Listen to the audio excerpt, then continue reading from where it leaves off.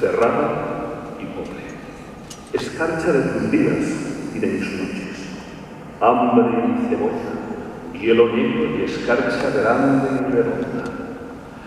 En la cuna del hambre mi niño estaba, con sangre de cebolla se amamantaba, pero tu sangre escarchada de azúcar, cebolla y hambre. Una mujer morena, resuelta en luna, se derrama hilo a hilo sobre la cuna. Ríete, niño, que te traigo la luna cuando es preciso.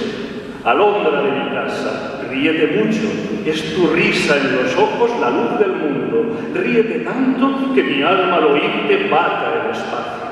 Tu risa me hace libre, me pone alas, soledades me quita, cárcel me arranca, boca que vuela, corazón que en tus labios relampaguea.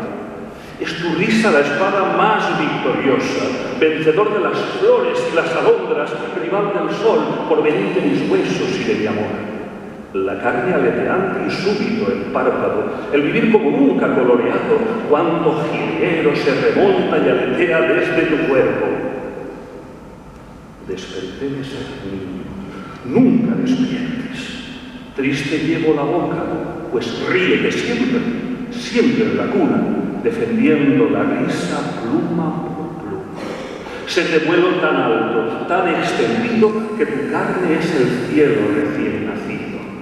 Y si yo pudiera remontarme al origen de tu carrera, al octavo mes ríes, con 5 azahares, con 5 diminutas velocidades, con 5 dientes, como 5 jazmines adolescentes. Frontera de los besos, serás mañana. Cuando en la dentadura sientas un arma, sientas un fuego correr dientes abajo buscando el centro, vuela niño en la doble luna del pecho, él triste de cebolla, tú satisfecho, no te derrumbes, no sepas lo que pasa ni lo que ocurre.